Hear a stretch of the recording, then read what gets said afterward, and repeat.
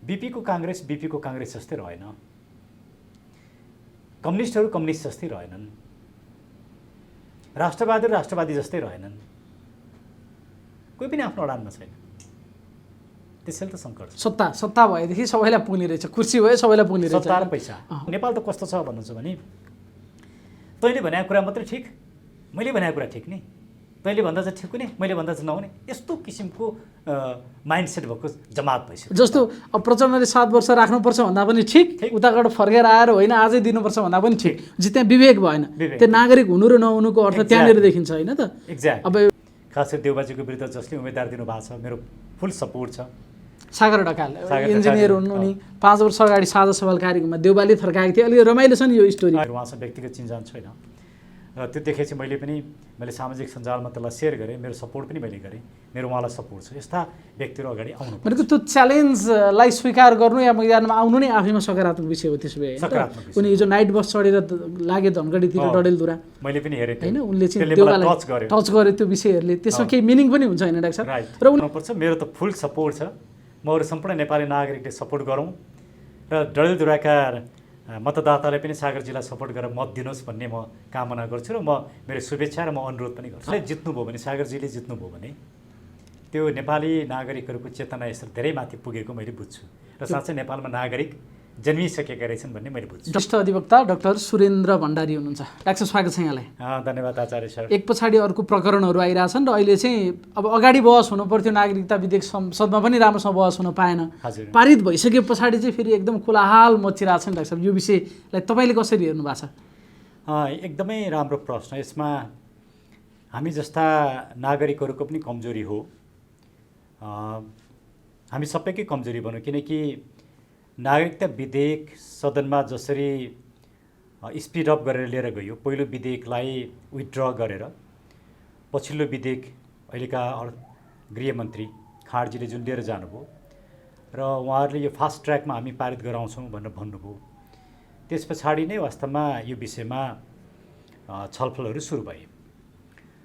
उहाँहरूले फास्ट ट्र्याकमा नलगिन्जेलसम्म यो नागरिकता विधेयक पास हुन्छ भन्ने कुरामा कसैलाई पनि विश्वास थिएन।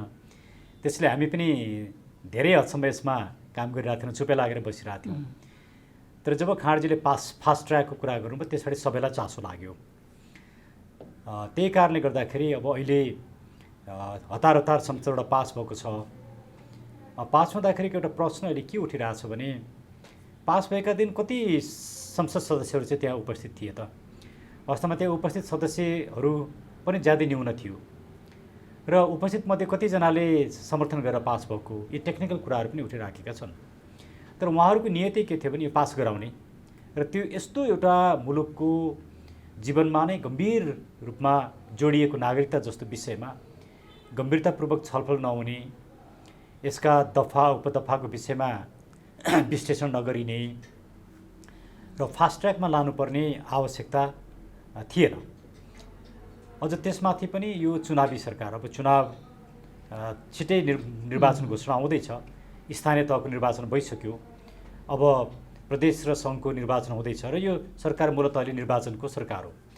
त यस्तो निर्वाचनको सरकारले नागरिकता जस्तो मुलुकको जीवनमा अहम भूमिका राख्ने विषयलाई लाँदैन कि भन्ने कता हामीले अपेक्षा चाहिँ गरेका थियौँ। तर उहाँहरूले फास्ट ट्र्याकबाट गरिदिइसकेपछि यसले सेन्सिटिभिटी चाहिँ त्यसरी क्रिएट गर्यो भन्ने मलाई लाग्छ। जस्तो नागरिकता जस्तो संवेदनशील विषय डाक्टर साहबले भन्नुभयो, यसरी छापामार शैली भनौँ न, प्रचण्डले भन्ने गरेको रातारात छापामार शैलीमा, जबकि 2 वर्ष राज्य व्यवस्था समितिमा छलफल भएर त्यसको बहुमतले पारित गरेका विषयहरूलाई पनि फेरि फिर्ता लिएर चाहिँ केही प्रावधानहरू हटाइयो। त्यस्तो गर्न मिल्छ? यो चाहिँ कानुनी दृष्टिकोणले यो जायज हुन्छ कि यसमा के स्वाभाविक हो? यो चाहिँ के कसरी हेर्ने यसलाई डाक्टर साहब? अब कानुनी रूपमा हेर्दाखेरि चाहिँ विधेयक पेश गर्ने सरकारको अधिकारको कुरा हो। आफूले पेश गरेको विधेयक फिर्ता लिने, नयाँ विधेयक पेश गर्न पाउने सरकारको अधिकारको कुरा हो प्राविधिक रूपमा भन्दाखेरि। तर नागरिकता जस्तो विधेयक प्राविधिक कुरो मात्रै नभएर त्यसमा लेखिएको कन्टेन्ट के छ, त्यसले गर्न खोजेको उद्देश्य के हो, त्यो महत्त्वपूर्ण हुन्छ। र अहिले इलेक्सनको मुखमा आएर उहाँहरूले जसरी नागरिकता विधेयक ल्याएर पारित गराउन खोज्नु भएको छ, अब उहाँहरूको न्यारेटिभ्स के छ भने 10 लाख मानिसले नागरिकता पाएका छैनन् र ती मानिसहरूलाई नागरिकता दिनुपर्छ भन्ने उहाँहरूको न्यारेटिभ्स छ। अब त्यो 10 लाख मानिसको डेटा चाहिँ कसरी तयार भयो त? को हुन् ती मानिसहरू? कुन अवस्थाका मान्छे रहेछन् र उनीहरूले नागरिकता पाएनन्? त्यसको फेरि डेटा उहाँहरूसँग छैन। त्यसले उहाँहरू एकदमै सतही रूपमा यो 10 लाख मानिस भन्नुभएको छ। प्रब्लम कहाँनिर छ हजुरको भने नेपालको कन्टेक्स्टमा 2032 सालदेखि 2063 सालसम्म विभिन्न नागरिकता टोली बनाएर नागरिकता बाँडियो। यसरी नागरिकता बाँड्दा 1 करोड 5 लाख मानिसलाई नागरिकता टोलीले नागरिकता बाँडेको छ। अब अहिले उहाँहरूले यो नागरिकता ऐन 2063 मा संशोधन गरिसके पछाडि फेरि नागरिकता टोली बनाएर चुनावको मुखमा नागरिकता बाँड्ने र आफ्नो मतदाता बढाउने। हामीले नागरिकता दिएका हौँ, त्यसैले यिनीहरूले हामीलाई नै भोट दिन्छन् र हामी चुनाव जित्छौँ। 10 लाख मतदाता बढ्नु भनेको धेरै ठुलो मतदाता बढ्नु हो र त्यो एउटा राजनीतिक उद्देश्यका साथ उहाँहरूले यो काम गरिरहनु भएको छ। नागरिकता जस्तो विषय चुनाव जित्ने हार्ने सत्तामा जाने नजाने विषय होइन, यो भनेको मुलुकको विषय हो। भोलि वास्तविक नेपालीहरू चाहिँ अल्पमतमा पर्ने र विदेशीहरू चाहिँ बहुमतमा पर्ने अवस्था आयो भने त्यो बेलामा नेपालको भूभाग त रहला तर नेपाल र नेपाली चाहिँ रहँदैन। त्यसले नागरिकता जस्तो सेन्सिटिभ विषयमा जति हल्का फुल्का रूपमा जुन किसिमको एउटा गम्भीरता देखाउनु पर्थ्यो, छलफल हुन्थ्यो, यो सब नगरिकन यहाँले भने जस्तै वास्तवमै छापामार शैली उपयुक्तै शब्द होला, जुन फास्ट ट्र्याकमा उहाँहरूले जानुभयो त्यो ज्यादै अनुपयुक्त छ। जस्तो तपाईँहरूले पटक पटक भन्नुभएको छ कि विदेशी चाहिँ बढी हुने र नेपालीहरू जो ओरिजिनल नेपालीहरू आदिवासी पहिलादेखि बसेकाहरू छन् पुर्खौँदेखि, उनीहरू चाहिँ कमजोर हुने अवस्था आउनसक्छ भन्नुभएको छ। जस्तो विधेयक पारित हुने बित्तिकै अब विदेशीले नागरिकता पाउने भए, विदेशी बढ्ने भए, त्यसको आधार चाहिँ के हो त? तपाईँले के चिजलाई टेकेर के चिज त्यस्तो आयो जो विधेयकमा जसले विदेशी बढ्ने नेपालीहरू घट्ने भए, के त्यस्ता चिजहरू आयो? यसलाई कसरी तपाईँले डिस्क्रिप्सन गर्नुहुन्छ? एकदमै राम्रो प्रश्न। वास्तवमा नेपालको नागरिकता समस्यालाई पहिला हामीले बुझ्नुपर्छ यो प्रश्नको जवाफ दिनलाई र त्यहीँनिर यो प्रश्नको जवाब छ। नेपालको नागरिकताका 4-5 वटा मेजर प्रब्लम छन्। पहिलो प्रब्लम भनेको चाहिँ कट अफ डेट बढाउने। कट अफ डेट भनेको के हो भने कुनै पनि मुलुकले पहिलोचोटि नागरिकता जब दिन्छ त्योभन्दा अगाडि त नागरिक हुँदैनन्, किनकि कानुनी नागरिकता दिएको हुँदैन। हाम्रो सन्दर्भमा 2009 सालमा पहिलोचोटि नागरिकता ऐन आयो र नागरिकता ऐन आएपछि हामीले नागरिकता दिन थाल्यौँ। 2009 सालभन्दा अगाडि कोही पनि यहाँ नागरिक थिएनन्। त्यसैले जब हामीले 2009 सालमा के गर्नु पर्थ्यो भने त्यो बेलासम्म नेपालमा बसोबास गरेका र जन्मेका व्यक्तिले नेपालका नागरिक हुनेछन्। त्यसबाट नेपाली नागरिकका सन्तान त त्यसै पनि नागरिक भएछन् सो त। र जन्म र बसोबासका आधारमा नागरिकता पाउने कुरोलाई चाहिँ 2009 सालमै कट अफ डेट बनाउनु पर्थ्यो। त्योभन्दा पछाडि त नागरिकका सन्तान त स्वतः पाइहाल्छन्। तर 2009 सालको संविधानले त्यो गरेन, किनकि 2009 सालको संविधान नागरिकता होइन, त्यो कुन कन्टेक्स्टमा आयो भने 2007 सालको परिवर्तन पछाडि। 2007 सालको परिवर्तनमा हामी सबैलाई थाहा छ कि भारतको ठुलो भूमिका थियो र उनीहरू नेपालमा खुल्ला किसिमको नागरिकता पोलिसी होस् भन्ने चाहन्थे। वास्तवमा त्यो नागरिकता ऐन कसले ड्राफ्ट गर्यो मलाई थाहा छैन, यसका ड्राफ्टहरू हामीले खोज्नै पर्नेछ। तर काहीँ न काहीँ त्यो इन्डियन इन्फ्लुएन्स नभइकन यति लचिलो नागरिकता ऐन बनेको छैन। तर यो कमजोरी त्यहाँ मात्रै सीमित रहेन। 2019 सालको संविधानले पनि ठ्याक्कै त्यही प्रावधान राख्यो। 2063 सालको संविधान यहाँ महत्त्वपूर्ण छ, तर त्योभन्दा अगाडि 2047 सालको संविधानले पनि कट अफ डेट बढाएर 2046 सालसम्म पुर्यायो।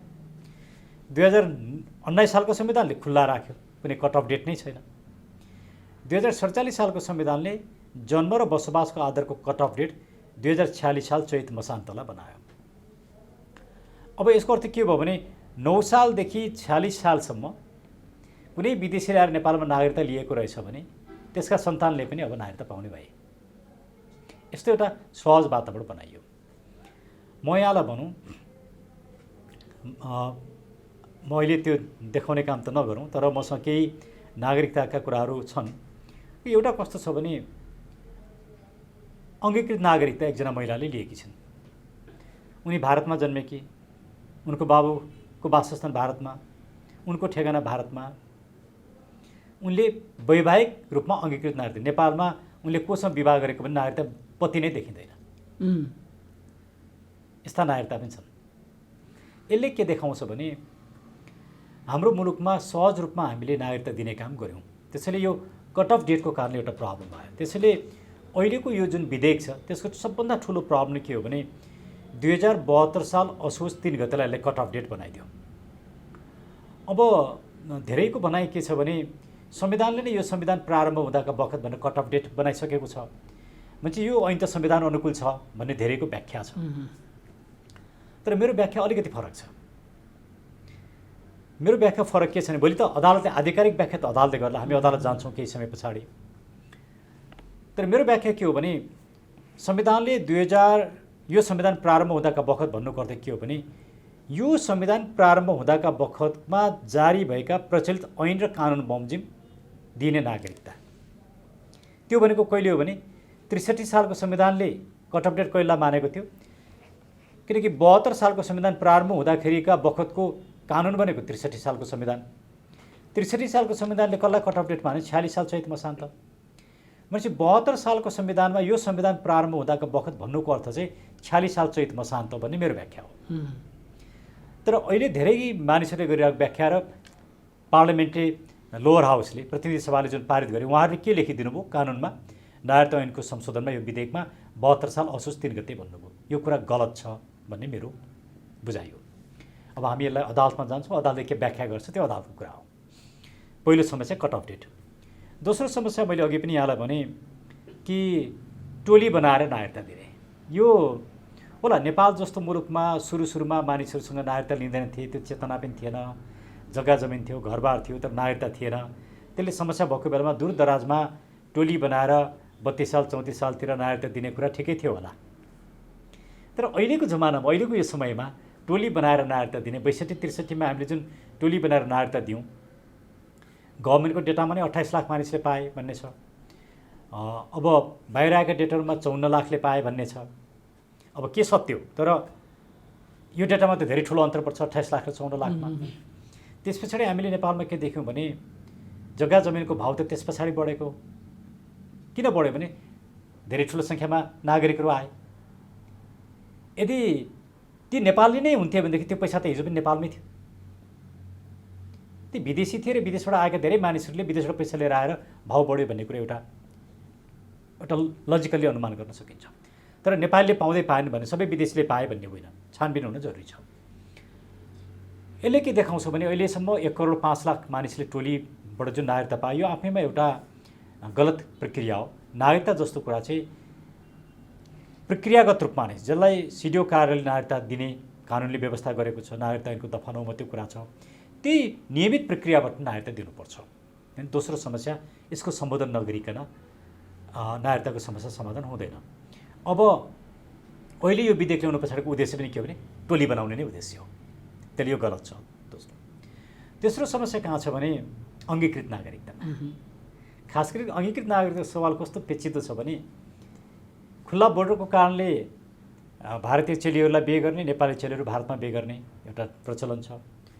अहिले त त्यति मात्रै होइन, गल्फतिर पनि बिहे हुन थालेको छ, युरोप अमेरिकातिर पनि बिहे हुन्छ, सार्क अरू कन्ट्रिजमा छ, चाइनिजहरूसँग पनि छ, चाइनिजहरू पनि आछन्। अब यो कन्टेक्स्टमा हामीले विवाह गरेर नेपालमा आएको महिलाले नागरिकता पाउने जुन अङ्गीकृत नागरिकता पाउने छ, हाम्रो कानुनले के गरिदियो भने बिहे आज भयो भोलि नै उसले नागरिकता पाउनको लागि फेसिलिटेट गरिदियो, सजिलो बनाइदियो।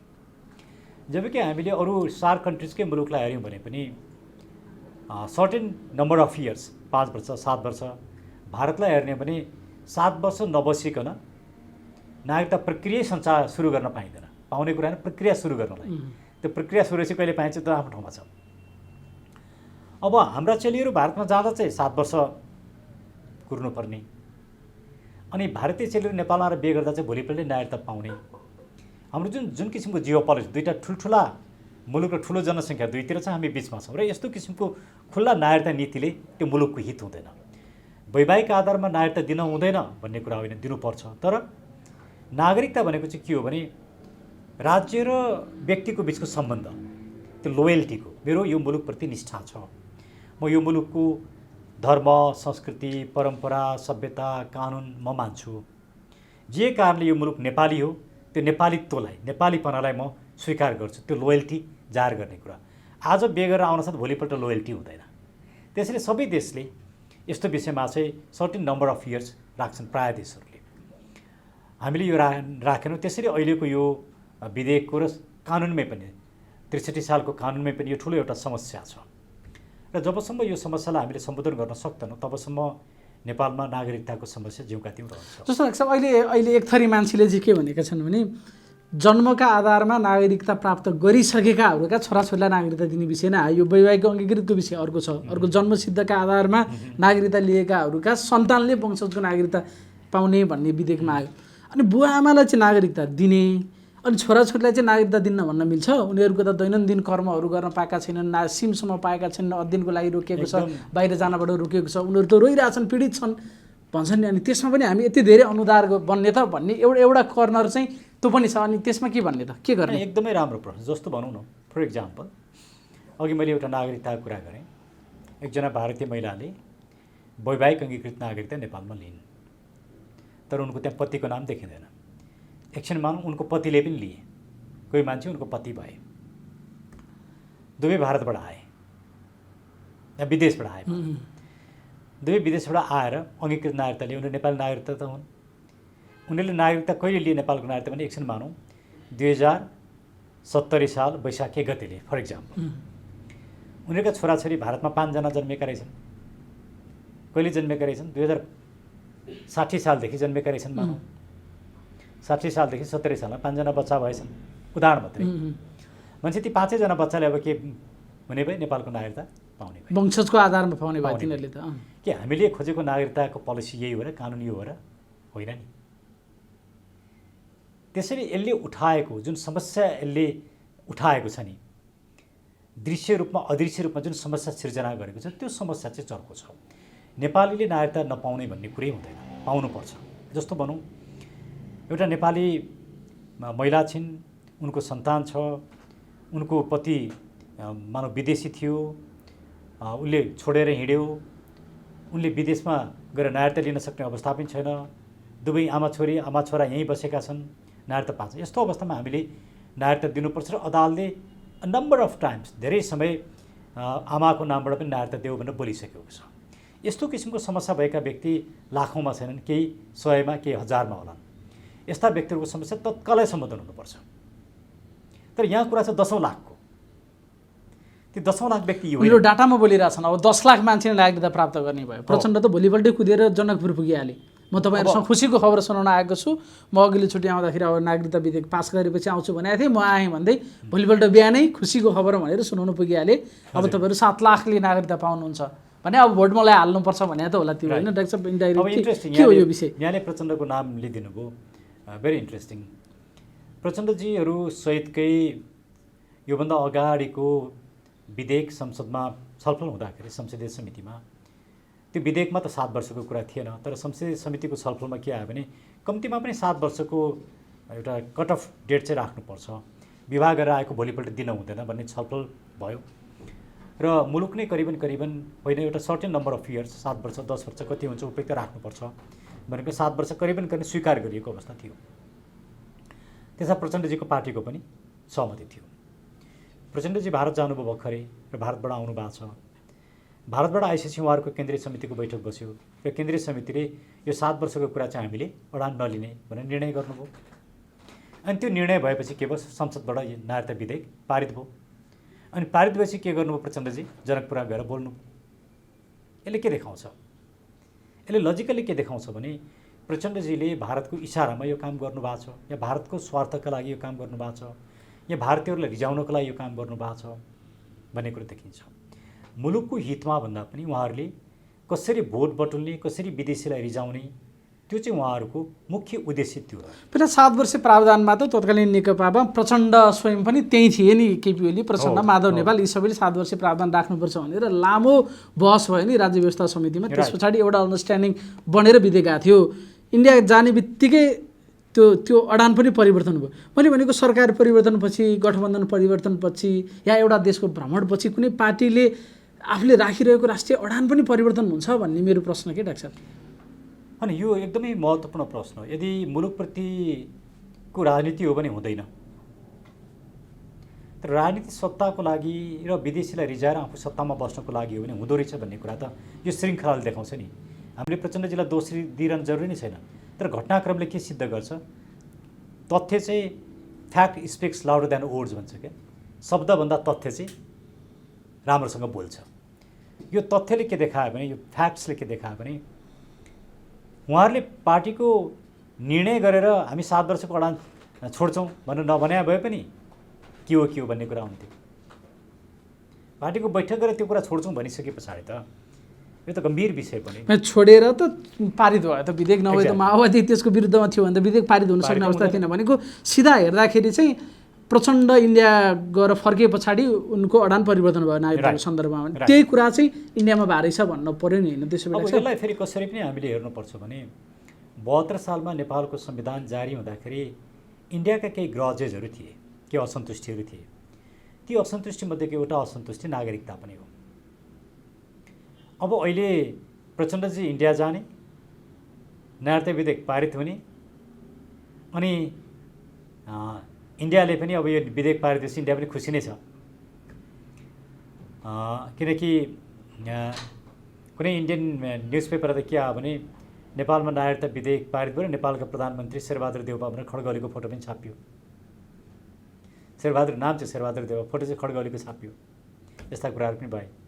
यसले के देखाउँछ भने इन्डियनहरू केही इन्ट्रेस्टमा यस किसिमको प्रावधान 7 वर्षको अडानलाई हामीले हटायौँ। यो ज्यादै दुःखको कुरा हो। जस्तो खास गरी जसले चाहिँ अहिले एउटा प्रचलित भनाइ नै छ नि, एउटा हातले सिन्दुर एउटा हातले नागरिकता होइन, अहिले हामी त्यहीँ पुग्यौँ। जस्तो अब मैले भन्नु खोजेँ चाहिँ नागरिकता दिने भनेको त तत् राष्ट्रको आफ्नो आफ्नो इन्ट्रेस्टमा होला नि त। सबै कुराहरूको विश्लेषण गरेर हामी खुकुलो नीति कसैको नीति के राख्नुपर्ने। हजुर, यहाँले जुन यो कुरा उठाउँ, अर्को एउटा डेन्जरस अवस्था कस्तो छ भने नेपाली महिलाले विदेशीसँग बिहे गरेपछि उनका सन्तानले पनि नेपालमा नागरिकता पाउने प्रावधान छ। अब यो कस्तो अवस्था हो भने नेपाली महिला नागरिकले विदेशीसँग बिहे गरिन् भने उनका सन्तानले उनको पतिको देशको नागरिकता पाउनुपर्छ। तर मानौँ त्यो देशमा नागरिकता सम्बन्धी कानुन रहेन रहेछ, यति व्यक्तिले नागरिकतै पाएनन्, उनीहरू राज्यविहीन हुने अवस्था आयो, अनि त्यो बेलामा सोच्न सकिने कुरा हो। तर हामीले बिना कुनै कन्डिसन उनीहरूले पनि नागरिकता पाउने गऱ्यौँ। यी कुराले के देखाउँछन्, यो हाम्रो सिङ्गो नागरिकता सम्बन्धी जुन ऐन कानुन संविधान छ नि, यो सिङ्गो कुरामा हामीले एकचोटि मुलुकलाई केन्द्रबिन्दुमा राखेर विचार विमर्श छलफल अध्ययन अनुसन्धान गरेर मात्रै निष्कर्षमा पुग्नुपर्ने गम्भीर महत्त्वको विषय हो। त्यति यति धेरै खुकुलो चाहिँ हामी किन भयौँ भनेको, जस्तो त्यही भारत जो हाम्रोभन्दा कयौँ गुणा ठुलो जनसङ्ख्या छ, भूगोल छ, उसले चाहिँ एकदमै टाइट गर्छ, जबकि हामी छेउमा दुईतिर ठुला ठुला देशका बिचमा सानो देश छौँ। अझै बढी नागरिकताका सन्दर्भमा बढी चाहिँ कठोर हामी बढ्न पर्थ्यो होला नि सामान्य हिसाबमा हेर्दाखेरि। तर हामी चाहिँ फेरि हाजमुलाको विज्ञापन जस्तो जे आउँछ मजाले पचाउँछ जस्तै नागरिकता बाँडिरहेछौँ। यस्तो किन भइरहेछ? यस्तो किन हुन्छ भने हजुरले के हेर्नु पऱ्यो, हामी सबैले पनि नेपालमा जब राजनीतिक परिवर्तन हुन्छ, राजनीतिक परिवर्तन पछाडि नागरिकतासँग सम्बन्धित ऐन र संविधानमा परिवर्तन गरेर खुकुलो बनाइन्छ। नम्बर 1 हामीले हेर्नुपर्ने कुरा। दोस्रो, जब निर्वाचन आउँछ, चुनाव आउँछ, खास गरिकन संसदको चुनाव आउँछ, त्यो बेला कुनै न कुनै रूपमा टोली बनाएर नागरिकता बाँडिन्छ। यी दुईवटा कुराले के देखाउँछन् भने हाम्रो नागरिकता चाहिँ लोयल्टीसँग होइन। अहिले पनि हाम्रो नागरिकता ऐनमा नागरिकता लिँदाखेरि हामीले ओथ लिनुपर्ने, शपथ लिनुपर्ने व्यवस्था छैन।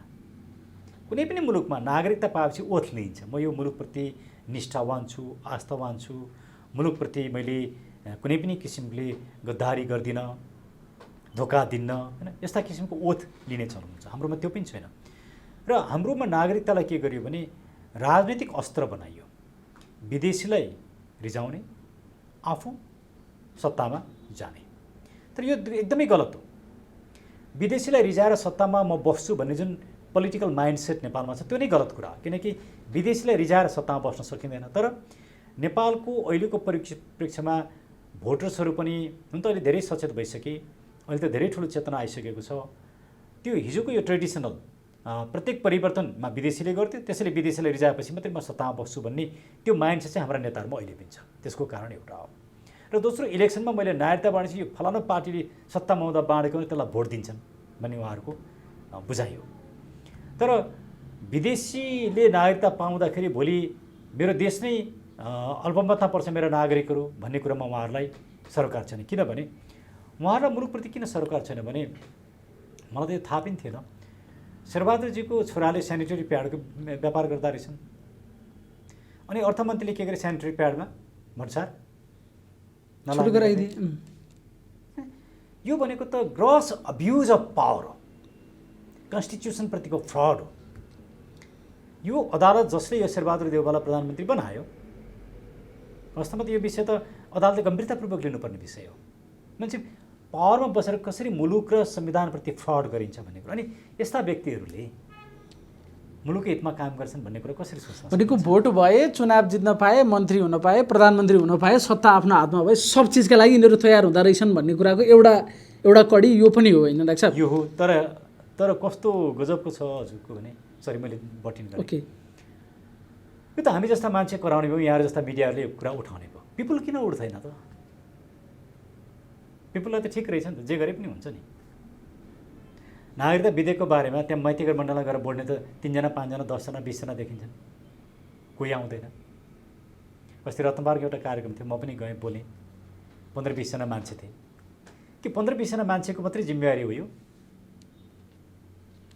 यत्रो गम्भीर विषयमा नागरिक किन सचेत छैन त? मेरो क्वेसन चाहिँ हो। डाक्टर साहब, जस्तो मैले यसभित्रको अलिक गहिरो कुरा गर्दा चाहिँ जस्तो संविधानले नेपाली जनताको हातमा चाहिँ सार्वभौमसत्ता निहित छ भनेर सुरुमै लेखा छ नि त डाक्टर साहब। नागरिकता प्राप्त गर्नु भनेको उसले मतदानको अधिकार पनि प्राप्त गर्नु हो, सँगै विभिन्न अधिकारहरू सँगै राज्यबाट लिन सक्ने भयो। र एउटा नागरिकले नागरिकता प्राप्त गरिसके पछाडि मतदान गर्न पाउँछ र त्यो हाम्रो सार्वभौमसत्ता हामी भन्छौँ। साँच्चै नेपाली जनतामा निहित छ त नेपालको सार्वभौमसत्ता? तपाईँले भन्नुभयो विदेशीको डिजाइनमा विदेशीले यसो गर भने त्यसो गर भने, या विदेशीको आग्रहमा हामी नागरिकता वितरण गर्छौँ भनेपछि सार्वभौमसत्ता चाहिँ नेपाली जनतासँग छ कि दिल्लीको दरबारमा छ भन्ने मान्छेले प्रश्न गरे भने के हुन्छ जवाब? अब हामीले घटना र तथ्यका आधारमा हेर्नुपर्ने हुन्छ। नागरिकताको विषयमा अघि पनि प्रचण्डजीको जुन तथ्यगत रूपमा हामीले हेऱ्यौँ त्यसले के देखाउँछ भने उहाँहरूको उद्देश्य मुलुक होइन भन्ने कुरो देखाउँछ। त्यसैले नेपाली नागरिकलाई सार्वभौमसत्ता भनियो, त्यो चाहिँ संविधानमा लेख्यो, शब्दमा लेखियो। तर नेपाली पिपल त सार्वभौम होइन रहेछ नि, किनकि आफ्नो मुलुकमाथिको यत्रो गम्भीर विषय हुँदाखेरि पनि नेपाली पिपललाई त मतलबै छैन। अनि हामी जस्ता व्यक्तिहरू जुन बोलिरहेछौँ, कराइरहेछौँ, यो मलाई कहिले लाग्छ कतै यो हाम्रो पागलपना त होइन? आखिर पिपलले त साथ दिएन नि, दिँदो रहेन रहेछ नि। जसले एमसीसी पास गराए सबैभन्दा धेरै मत ल्याएर उनीहरू नै निर्वाचित भएर आए, त्यो हालसालकै ऊ छ। फेरि अहिले जसले नागरिकता विधेयक ल्याए उनीहरू नै चुनाव जित्नका लागि ल्याइरहेछन्। यहाँ तपाईँ भन्दै हुनुहुन्छ यो विधेयक ल्याएका कारणले उनीहरूले हार्नुपर्छ चुनाव, तर उनीहरू 10 लाख भोट अब बढ्ने भयो भनेर हिसाब गरेर भोट कसले सोर्ने हो भनेर कुदाकुद गरिरहेछन्। एक्ज्याक्टली। त्यसैले कन्टेक्स्ट चाहिँ के हो भने अहिले म त वास्तवमा यी नेताहरूलाई एकदम खराब भन्थेँ, तर नेताभन्दा खराब त पिपल रहेछन्। पिपल त यो पिपल जाग्दैन, सुन्दैन, ल मतलबै छैन। हामी त यस्तो नेपाली भइसक्यौँ कि कसरी लुट्ने, कसरी कमाउने, जे गर्दा कमिन्छ, जे गर्दा आफ्नो स्वार्थ मात्रै गर्ने। किनकि नेताको विरोध गऱ्यो भने कमाउने भाँडो नै गुम्छ। जागिर खानु पर्यो, सत्तामा जानु पर्यो, फाइदा लिनु पर्यो, नेता नै चाहियो। त्यसले पार्टी र उनका नेताले जे गरे पनि हामी त्यसको पछि लागिरहने, समर्थन गरिरहने र मुलुकलाई नै एउटा कमाउ धन्दा। डाक्टर गोविन्द केसीले भन्छ लुटतन्त्र, हामीले मुलुकलाई लुटतन्त्रमा फसाइसक्यौँ। अहिले एकदमै लुटतन्त्रको मञ्चन भइरहेछ त्यसो भए डाक्टर साहब। जस्तो अब कतिपय सन्दर्भमा अहिले पनि समाचारहरू आइरहेछ, नक्कली बुवा आमा खडा गरेर इन्डियन किशोरीले नागरिकता लिइन्, किशोरले लिए, यसो गरे उसो गरे, केही केसहरू जो बाहिर आए त्यस्तो पनि हुँदो रहेछ। जस्तो डाक्टर साहबले भन्नुभयो नागरिकतामा पतिको नामै छैन, अङ्गीकृत नागरिकता भयो, वैवाहिक रूपमा अङ्गीकृत। अनि त्यो जवाफदेही लिने अधिकारी को हो त? अर्को म एउटा इक्जाम्पल दिउँ। एउटा इन्डियन केटीले नेपाली नागरिकसँग बिहे गर्छिन्, नेपाली नागरिकसँग बिहे गर्छिन्, तर त्यसबाट के गर्छिन्, उनको भाइलाई पनि लिएर आउँछिन् र आफ्नो ससुरोलाई त्यो आफ्नो भाइको बाबु बनाएर नागरिकता दिलाउँछिन्। ऊ नेपाली नागरिक हुन्छ अनि नेपालमा व्यापार व्यवसाय गरेर बस्छ, आफ्नो बाबुलाई पनि लिएर आउँछ। यस्ता थुप्रै घटना छन्। स्वयं अदालतले नै भनेको छ नि, कतिपय नागरिकता त अदालतले खारेज गरिसकेको अवस्था छ, तर त्यो अदालतले खारेज गरेका ती हजारौँ नागरिकताहरू र ती गलत नागरिक भएका व्यक्तिका सन्तानहरूको विषयमा अहिलेसम्म राज्यले छानबिनै गर्दैन। सरकार, कुनै पनि सरकारले गर्दैन, किनकि सरकारलाई नागरिकताको विषयले छुँदै छुँदैन, सत्तालाई नागरिकता विषयले छुँदै छुँदैन। कति धेरै दिने भन्नेतिर मात्र रहेछ नि, त्यहाँ अरू अरू अरू चिज त के देख्यो र यहाँ होइन? हजुर हामीलाई मात्रै हो, सर्वसाधारण नागरिकलाई, त्यो पनि हामी जस्ता केही बोल्ने भनौँ न, यहाँ जस्ता मिडिया हामी जस्ता केही बोल्ने मान्छेहरूलाई, वास्तविक पब्लिकलाई त्यसले छुँदो पनि रहेन रहेछ। त्यसैले यो चाहिँ मलाई लाग्छ सबभन्दा ठुलो चिन्ता र संवेदनाको विषय चाहिँ आज नेपाली समाजको त्यो डेड भइसकेको पो हो कि जे गरे पनि हुने। भनेको केही राम्रा देशहरूप्रति जस्तो अहिले हामीले अलि बढी चाहिँ इन्डिया नेपाल यस्तै अलिक खुला सिमाना पनि छ र बढी दुरुपयोग त्यतै भएको भएर नि अलि त्यतातिर केन्द्रित भएर, जस्तो हामी नै पनि फलानु देशको पिआर लिन पाए, डिबी परे, यसो गरे उसो गरे, त्यो चिज पनि जोडिन्छ यस्ता विषयहरूसँग, किन हामीलाई चाहिँ त्यो प्यारो छ नि त। अनि जोडिया छ नि, जस्तो हामीले हाम्रो संविधानमा के छ भने साउथ एसियन कन्ट्रिजदेखि बाहेकका अन्त बसेका नेपालीहरू जसका बाबु आमा, हजुरबाउ हजुरआमा नेपाली थिए, उनीहरूले आर्थिक, सामाजिक, राजनीतिक, सांस्कृतिक सम्बन्धका लागि नेपाली नागरिकता लिन पाउने, उनीहरूले पोलिटिकल राइट चाहिँ पाउँदैनन् तर अरू राइटहरू पाउँछन्। अब यस्तो किसिमको व्यवस्था, यो अनौठो व्यवस्था हाम्रो संविधानमा छ। अहिलेको यो विधेयकले पनि त्यसलाई अरू स्ट्रेन्थेन गरेको छ। अब यो एक किसिमले राम्रो पनि हो, एक किसिमले नराम्रो। राम्रो कुन अर्थमा भन्दाखेरि ती नेपालीहरू नेपालसँग कनेक्टेड हुन्छन्, यो पोलिटिकल राइट उनीहरूले प्रयोग गर्दैनन्। तर सँगसँगै नराम्रो के भन्दाखेरि हामीले दुई किसिमका सिटिजनहरू सिर्जना गऱ्यौँ, एउटा पोलिटिकल राइट भएका सिटिजन, अर्को पोलिटिकल राइट नभएका सिटिजन। त्यसले हाम्रो यो सिङ्गो सिटिजनसिपको जुन डिस्कोर्स छ, यो डिस्कोर्स चाहिँ त्यति सजिलो छैन। गम्भीरतापूर्वक यसलाई छलफल गर्नुपर्छ। हामी इमोसनल रूपमा कुरा गर्छौँ, अदालतमा पनि थुप्रै मुद्दाहरू गए तर समस्या त कहिल्यै समाधान भएन, किनकि हामी इमोसनल कुरा गऱ्यौँ। एउटा लबले होइन विवाह गरेर आएको छोरीलाई दिनुपर्छ, अर्कोले होइन हुँदैन, यस्तो किसिमको न्यारेटिभ्स र इमोसनल कुराले सम्बोधन। किनकि मैले अघि भने यसका मेजर चारवटा समस्या, एउटा खुल्ला सिमानाको समस्या, कट अफ डेटको समस्या, टोली बाँडेर नागरिकता दिने कुरा र अङ्गीकृत नागरिकता, विवाह गरेर आएको चेलीले पाउने र नेपाली चेलीले विदेशमा विवाह गरे उसका सन्तानहरूले पाउने। यी कुराहरूमा हामीले एउटा प्रष्ट छलफल गरेर त्यसको समाधान यो भन्ने कुरा जबसम्म निकाल्न सक्दैनौँ तबसम्म नेपालमा नागरिकता समस्या हिजो पनि थियो, आज पनि छ, भोलि पनि हुन्छ, यो बल्झिरहन्छ। त्यसो जस्तो यो 7 वर्ष प्रावधानको विषयमा पक्षपोषण गर्नेहरूले के तर्क गरे भने सम्बन्ध बिग्रिन्छ, हाम्रो त रोटीबेटीको सम्बन्ध होइन, वारिपारी बिहाबारी सबै कुराहरू चल्ने, र नागरिकता नदिने त्यसरी हो भने त हाम्रा केटाहरूको त बिहे नै हुँदैन, त्यसै बस्नुपर्ने स्थिति भनेर संसदमा पनि कतिपय सांसदहरूले पनि बोले। त्यस्तै हो हाम्रो रियालिटी के हो त, जस्तो सम्बन्ध बिग्रिन्छ भन्नेका कारणले हामी आजै नागरिकता दिनुपर्छ भन्ने तर्क गरिरहेछौँ। भारतमा 7 वर्ष पुग्दाखेरि पनि त सम्बन्ध त बिग्रिँदो रहेन रहेछ। तपाईँ आफ्नो छोरी भारतमा बिहे गर्दाखेरि त्यो चाहिँ तपाईँको कन्सर्न नहुने, अनि तपाईँले बुहारी लिएर आउने कुरामा चाहिँ कन्सर्न हुने, त्यो त डिस्क्रिमिनेसन भयो नि। हामीले नागरिकतामा अर्को एउटा के छ भने रेसिप्रोसिटी, जस्तो भारतले 7 वर्ष पुगेपछि नागरिकता दिन्छ भने भारतबाट बिहे गरेर आएका महिलाहरूले त्यही आधारमा मात्रै नागरिकता पाउँछन्, त्यो रेसिप्रोसिटी। हाम्रो मुलुकलाई जसरी ट्रिट गरिन्छ हामीले पनि त्यसरी ट्रिट गर्छौँ भन्ने यस्ता विभिन्न किसिमका पोलिसीहरू हामीले अपनाउनु पर्ने हुन्छ। तर हामी संसदमा पनि इमोसनल छलफल गर्छौँ। त्यो इमोसनल किनभने मैले यी भारतबाट आएका मान्छेको नागरिकताकोलाई यिनीहरूलाई रिजाएँ भने मलाई भोट दिन्छन्, त्यो गलत कुरा हो। उसैलाई भोट दिन्छन् भन्ने केही पनि छैन।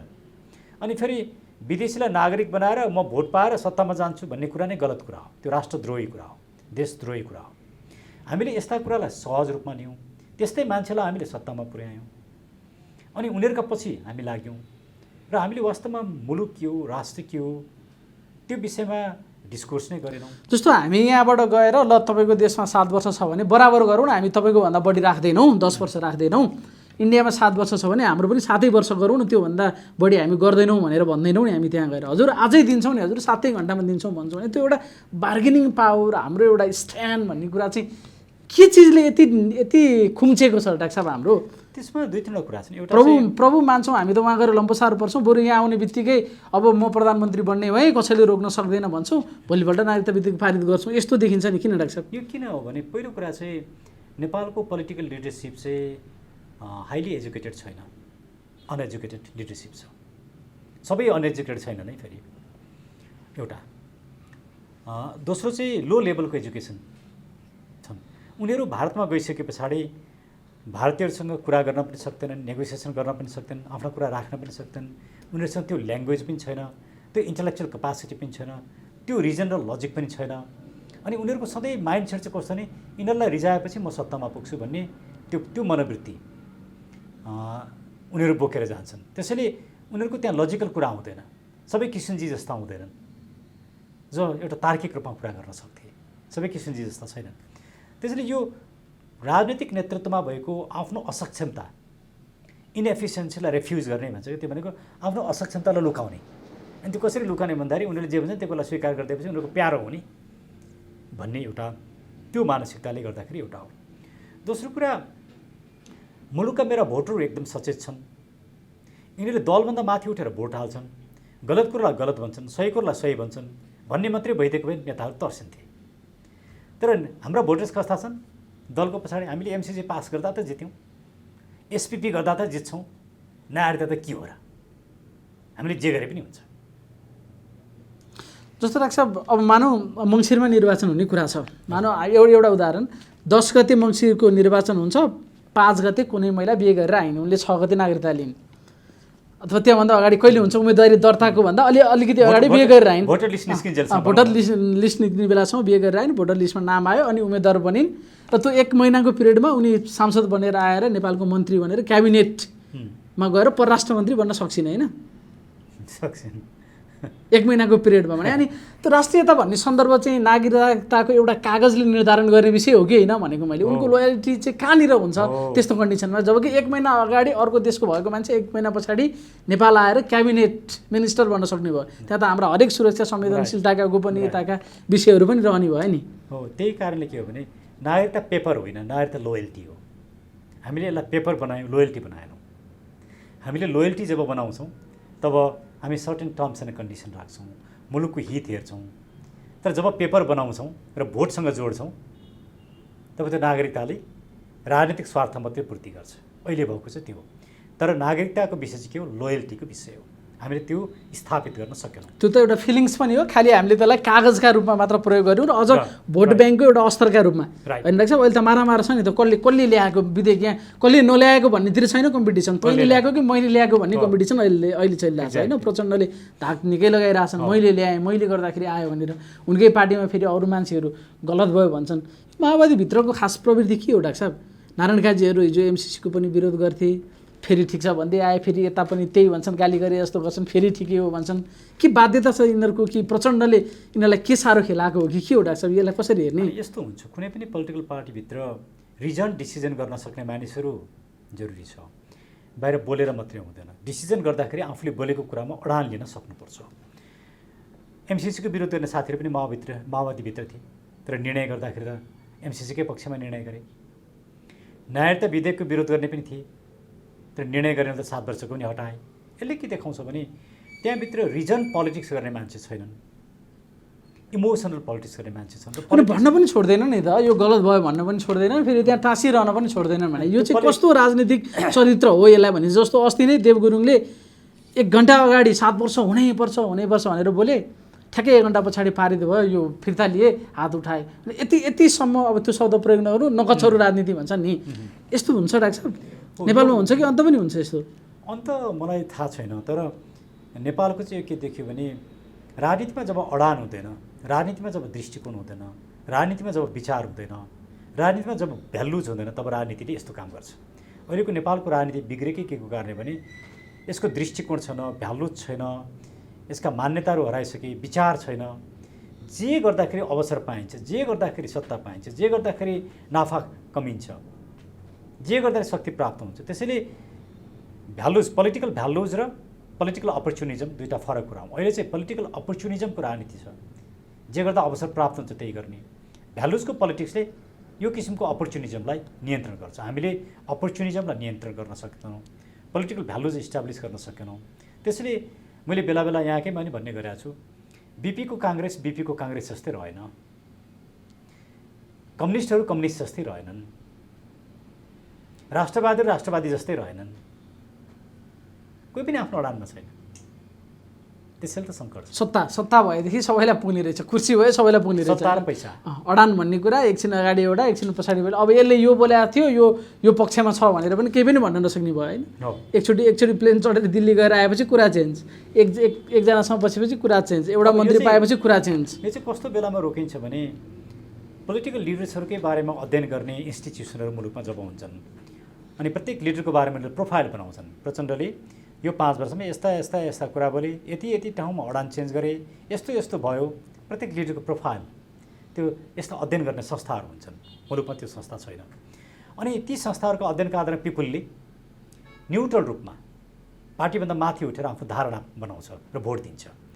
हामीले यस्तो किसिमको स्वतन्त्र नागरिक पनि बनाउन सकेनौँ। हामीले जनता मात्रै बनायौँ, पार्टीको पछाडि हिँड्ने जनता बनायौँ, नागरिक बनाउन सकेनौँ र यस्ता किसिमका रिसर्च इन्स्टिट्युसनहरू पनि हामीले बनाउनै सकेनौँ। त्यसले गर्दाखेरि एउटा ठुलो नलेज ग्याप र कमिटमेन्टको ग्याप मुलुकमा छ। भनेको जनता भन्नु र नागरिक भन्नु फरक विषय हो होइन डाक्टर साहब? के फरक छ यो जनता र नागरिकमा? नागरिक आफ्नो दलभन्दा माथि उठ्न सक्छ, उसले राइट कुरालाई राइट भन्छ, गलत कुरालाई गलत भन्छ। जनता कसैको पछि हिँड्छ अनि जे भने पनि ऊ त्यसलाई ठिक भन्छ। एमाले जे गर्यो त्यही ठिक, काङ्ग्रेसले जे गर्यो त्यही ठिक, माओवादीले जे गर्यो त्यही ठिक, अथवा कुनै दलले भनौँ न। भने नागरिकसँग कमन सेन्स हुन्छ, उसले विवेक प्रयोग गर्छ, राइट र रङ छुट्याउन सक्छ र आफ्नो सेल्फ डिसिजन गर्न सक्छ। त्यो जनतामा हुँदैन। त्यही फरक हो जनता र नागरिक। जस्ट नम्बर मात्रै हो जनता भनेको चाहिँ। जनता भनेको त्यहाँ केही भ्यालु पनि हुन्छ। जनता भनेको एउटा भिड हो, भिड मात्रै हो, भिड मात्रै। नागरिक भनेको एउटा कन्सियस चेतना पनि हो। नागरिक भनेको चाहिँ चेतना हो। जनतासँग चेतना हुँदैन, चेतना जिरो हुन्छ भन्ने होइन, तर अनफोकस एउटा हुन्छ होइन। कतै चेतना चाहिँ उसको चेतना चाहिँ कस्तो हुन्छ नि, आफ्नो लाभ प्राप्तिसँग मात्रै सम्बन्धित हुन्छ। मैले जे गर्दा लाभ प्राप्त गर्छु ऊ त्यही मात्रै गर्छ। नागरिकले आफ्नो लाभ मात्रै हेर्दैन, मुलुकको कुरा पनि हेर्छ। आफ्नो दल मात्रै होइन, आफ्नो दलभन्दा माथि पनि उठ्छ। अहिले नागरिक छैनन् त्यसो नेपालमा, कम छन् नागरिकहरू, बाहुल्यतामा छैनन्। त्यसो भए यसरी बुझ्नु पऱ्यो। डाक्टर साहबले गुनासो गर्नु पनि मान्छे नै निस्केनन् भने पछाडि त नागरिक रहेनछन् भनेर बुझ्नु पऱ्यो नि त। त्यसरी हेर्दाखेरि होइन डाक्टर साहब? जस्तो हिजो मात्रै नै नागरिकता हुनु र नागरिक हुनु फरक हो। फेरि नागरिकता पाउन साथ त्यो नागरिक हुन्छ भन्ने मेरो सेन्स होइन। नागरिकता पाएपछि नागरिक चाहिँ हो शाब्दिक अर्थमा, तर नागरिकको जुन पोलिटिकल एउटा विस्टम छ, त्यो सेन्स छ, त्यो सेन्समा आफ्नो मुलुकप्रतिको कमिटमेन्ट भएको, राइटलाई राइट भन्न सक्ने, रङलाई रङ भन्न सक्ने। अब नेपाल त कस्तो छ भन्नुहुन्छ भने तैँले भनेको कुरा मात्रै ठिक, मैले भनेको कुरा ठिक नि, तैँले भन्दा चाहिँ ठिक हुने, मैले भन्दा चाहिँ नहुने, यस्तो किसिमको माइन्डसेट भएको जमात भइसक्यो। जस्तो अब प्रचण्डले 7 वर्ष राख्नुपर्छ भन्दा पनि ठिक, उताबाट फर्केर आएर होइन आजै दिनुपर्छ भन्दा पनि ठिक। त्यहाँ विवेक भएन। त्यो नागरिक हुनु र नहुनुको अर्थ त्यहाँनिर देखिन्छ होइन त? एक्ज्याक्ट। अब नेताले जो पनि ठिक, फेरि ठिक, फेरि धन्न व्याख्यात्मक घोषणा गरेन। 7 वर्ष भन्दा पनि उनका कार्यकर्ता त्यही ठिक भन्थे, अहिले त्यो छोड्दा पनि त्यही ठिक भन्छन्। जस्तो डाक्टर साहबले भन्नु भने अब हिजै मात्र पनि केही युवाहरू स्वस्फूर्त रूपमा गएर देउबाकै अगाडि नाराबाजी गरे, नागरिकता विधेयक खारेज गर, एमसिसीको मतियार शेरबहादुर देउवा मुर्दाबाद। त्यो नागरिक चेतनाको प्रमाण हो एउटा थियो कि यसलाई चाहिँ कसरी हेर्ने यस्ता प्रकरणहरूलाई? त्यो चेतनायुक्त विद्रोह हो। शेरबहादुर देउबाजी भएकै कार्यक्रममा गएर एउटा विद्रोहको आवाज उनीहरूले बोले। अहिले त्यस्ता नागरिकहरू चाहिएका छन्। त्यसो जरुरी छ? जरुरी छ। त्यो त अलिकति अराजकता होइन? यसलाई अराजकताको तहमा हेर्न मिल्छ कि मिल्दैन? जस्तो प्रधानमन्त्रीको कतिपयले त्यो ढङ्गले विश्लेषण गरे नि। प्ले कार्ड लिएर बसेको भए हुन्थ्यो, भित्रै गएर कराउने त्यो नागरिकको आक्रोश हो। म त्यसलाई नाजायज भन्दिनँ, तर त्यसलाई अझै सिस्टमेटिक बनाउन सकिन्छ, मर्यादित बनाउन सकिन्छ। प्रधानमन्त्रीले गरेका राज्यमा बसेका व्यक्तिहरूले गरेका गलत कुरोको गलत भन्न सक्नुपर्छ त्यो नागरिक हो, तर त्यसलाई एनार्किस्ट बनाउनु हुँदैन, एउटा सभ्य किसिमले गर्नुपर्छ। त्यही त अहिले नाराबाजी गर्ला नि, यसलाई हामीले राम्रो भयो भोलि अर्काले गोली के अरे जुत्ता हान्ला, त्यसलाई राम्रो भन्नुला अर्काले गोली हान्ला। अनि यो चिजमा हामी जान सक्छौँ कि यसलाई पनि विवेक सम्मत तरिकाले या यसका पनि केही व्यवस्थित तरिकाले गर्न सक्ने विधिहरू चाहिँ थियो जस्तो भनौँ न। तर फेरि रिसको बेलामा वेद पढिँदैन भनिन्छ नि डाक्टर साहब। तर एउटा विवेकशील एउटा रिजन भएको नागरिकले इमोसनमा मात्रै गएर हुँदैन। जस्तो भनौँ, म जापानको एउटा उदाहरण दिउँ। जापानिजहरू के गर्छन्, आफूले विरोध गर्नुपर्ने कुराहरू शान्त रूपमा एक ठाउँ बस्छन्, प्ले कार्ड लिन्छन्। जस्तो प्रधानमन्त्रीको विरोध गर्नु पऱ्यो, लिन्थे भन्नु पऱ्यो। अस्ति गोली हानेर मारिदियो पूर्व प्रधानमन्त्रीलाई, त्यही फेरि अब कहाँ जापानको उदाहरण पनि दिनै नमिल्ने भयो होइन? त्यो एक्सेप्सन हो होइन, तर अझै पनि जापानिजहरूमा त्यो सभ्यता देखिन्छ। हुन त अब एक्सेप्सन जहाँ पनि हुन्छ। त्यसले हामीले विरोधलाई पनि एउटा सभ्यतापूर्वक विरोध गर्नुपर्छ। तर सधैँ विरोधहरू एउटा सीमाभित्रै बस्छन् भन्ने खालि त्यसको एउटा मिनिङको अर्थमा हेरौँ हामीले त्यसलाई अझ व्यवस्थित गर्न सक्छौँ होला, गर्नुपर्छ होला, त्यसका केही चिजहरू होलान्, तर त्यहाँसम्म पुगेर किन त्यहाँ उनीहरूलाई जे पनि हुन सक्थ्यो होइन, बल प्रयोग गर्न सक्थ्यो, भोलि मुद्दा चलाएर जे गर्न सक्थ्यो, भलै उनीहरू छुटिसकेका छन्, तर देउबाको कानैसम्म पुग्ने गरी शेरबहादुर देउबा एमसिसीको मतियार मुर्दाबाद भन्नु त्यो विद्रोहको चेतनाका हिसाबमा चाहिँ त्यो धेरै माथिल्लो काम हो भन्ने लाग्छ डाक्टर साहब तपाईँलाई? त्यो माथिल्लो पनि तर उग्रता पनि हो, उग्रता पनि हो, सँगै हो त्यो होइन, उग्रता पनि हो। सक भयो नि देउबा होइन, हेरे भयो एकैछिनमा एमसिसीको मतियार भन्ने नारा लाग्यो। धेरै ठाउँ हामी देख्छौँ नि अमेरिकन राष्ट्रपतिलाई नै जुत्ता हानेका छन्, त्यसले एउटा आक्रोश देखा, तर परिणाम त आएन नि। हो देउबाजीको विरुद्धमा जुन नारा लगाए त्यो ठिक छ, तर हामीले त्यस्ता तरिकाहरूमा चाहिँ आफू पनि संयमित हुनुपर्छ। आफू संयमित भइएन भने अरू चाहिँ संयमित हुनुपर्छ, आफू चाहिँ हुन पर्दैन भनेर चाहिँ समस्या। भने विद्रोह असहमति दर्ता गर्ने पनि व्यवस्थित ढङ्गले नि गर्न सकिन्छ, अनुशासित ढङ्गले पनि गर्न सकिन्छ। खालि त्यो प्ले कार्ड मात्र बोकेको भएदेखि त्यो बेटर हुन्थ्यो डाक्टरले भन्नुभएको होइन। उहाँले प्ले कार्ड बोकेर, तर युवाहरू जोसमा आए, आक्रोशमा आए, उनीहरूसँग आवेग थियो होइन डाक्टर साहब, त्यो गुणबाट त्यसलाई प्रशंसनीय नै मान्नुपर्छ। र अहिले युवाहरू जसरी उठिरहेछन्, कतिपय अब स्वतन्त्र उम्मेदवारहरू पनि आए, प्रतिनिधि सभालाई लक्षित गरिने आए, अब देउबालाई नै टार्गेट गरेर पनि उम्मेदवारहरू बन्ने जाने चिजहरू छ, यसलाई पनि डाक्टर साहब सकारात्मकै रूपमा लिनुभएको छ?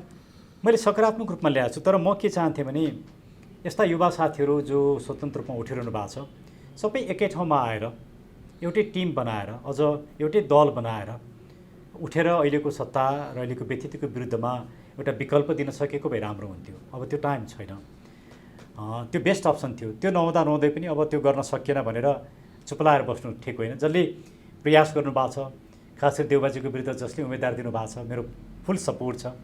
सागर ढकाल इन्जिनियर हुनु नि, 5 वर्ष अगाडि साझा सवाल कार्यक्रममा देउबाले थर्काएको थियो, अलिक रमाइलो छ नि यो स्टोरी कि यहाँ पनि अलिकति भनौँ न प्रचारमा हो या गरौँ न त भन्ने चिजहरू छ कि साँच्चीकै यो यसलाई चाहिँ गम्भीरताका साथ हेर्नुपर्छ कि के त यस्ता विषयहरू आइरहेछन्, अलिक ठुला नेता टार्गेट गरेर उम्मेदवार उठ्ने, अनि यो चाहिँ कहीँ न कहीँ स्थानीय चुनावको एउटा हावाका रूपमा पनि कतिपयले हेरेका छन्, हुन त यसभित्र आफ्नै खालको गाम्भीर्यता होला, यसलाई कसरी हेर्ने? अनि जस्तो त्यो सवालमा, साझा सवालमा उहाँले किन नेपालमा राम्रो युनिभर्सिटी अक्सफोर्डमा पढेका प्रधानमन्त्रीहरू छैनन्, मन्त्रीहरू छैनन् भन्ने प्रश्न गर्नुभएको थियो। देउबाजीले गाली गर्नुभएको थियो, तपाईँ बढ्ता बोल्दै हुनुहुन्छ भनेर गाली गरेको थियो। उहाँ अहिले आफै अक्सफोर्ड गएर पढेर आउनुभयो भन्ने मैले सुनेको छु, मैले भेटेको छैन उहाँलाई, तर मैले जे सुनेको छु सत्य हो भने उहाँले धेरै राम्रो काम गर्नुभयो। र अब त्यस्तो युवा, एउटा शिक्षित राम्रो युनिभर्सिटीमा पढेर आएका युवाहरू पोलिटिक्समा आउनुपर्छ, उनीहरूले भिजन दिन्छन्। देउबाजीको विरुद्धमा उठ्छु भनेर जुन उहाँले घोषणा गर्नुभयो, मेरो उहाँसँग व्यक्तिगत चिन्जान छैन, र त्यो देखेपछि मैले सामाजिक सञ्जालमा त्यसलाई सेयर गरेँ, मेरो सपोर्ट पनि मैले गरेँ, मेरो उहाँलाई सपोर्ट छ। यस्ता व्यक्तिहरू अगाडि आउनु भनेको त्यो च्यालेन्जलाई स्वीकार गर्नु या मैदानमा आउनु नै आफैमा सकारात्मक विषय हो। त्यसो भए सकारात्मक उनी हिजो नाइट बस चढेर लागे धनगढीतिर डडेलधुरा, मैले पनि हेरेँ होइन, उनले चाहिँ टच गरे त्यो विषयहरूले, त्यसमा केही मिनिङ पनि हुन्छ होइन डाक्टर साहब? र उनले धेरै ठुलो पनि भनेनन् कि शेरबहादुर देउवालाई हजुरबा भनेर सम्मानै गरे, तपाईँलाई अब हामी सम्मानका साथ बिदा गरेर बिदा भर्ता खुवाउने, तपाईँलाई धेरै दुःख भयो, त्यहाँ गाली पनि छैन ती विषयहरूमा, अब तपाईँलाई हामी सम्मान गरेर सुख दिएर राख्छौँ र धेरै गर्नु पर्दैन, मसँग नाइट बस चढेर डडेलधुरासम्म पुग्ने साहस गर्नुहोस्, सुरक्षितसँग लान्छौँ भनेर चुनौती गरे दिए होइन। त्यो पनि गर्न सक्दैनन् होइन देउवाले। त्यो ब्युटिफुल थियो होइन, देउवाले यहाँबाट नाइट बस चढेर धनगढीसम्म जाने विषय नि टाढा भयो नि, उनले जमिन नटेकेको धेरै भइसक्यो होला। अब उहाँ त हेलिकप्टरमा जानुहुन्छ नि देउबाजी, त्यो पनि 5 वर्षमा एकपटक जाने, निर्वाचन क्षेत्रमा जित्ने, उहाँ त नगइकन पनि जित्नु होला नि।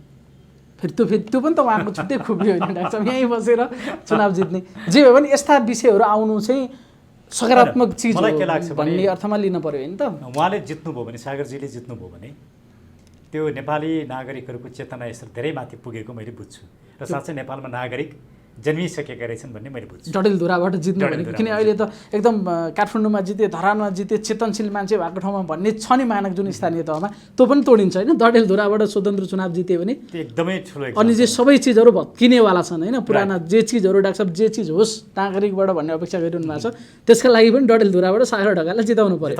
मेरो त फुल सपोर्ट छ, म अरू सम्पूर्ण नेपाली नागरिकले सपोर्ट गरौँ र डडेलधुराका मतदाताले पनि सागरजीलाई सपोर्ट गरेर मत दिनुहोस् भन्ने म कामना गर्छु, र मेरो शुभेच्छा र म अनुरोध पनि गर्छु। साह्रै महत्त्वपूर्ण समयको लागि धेरै धेरै धन्यवाद।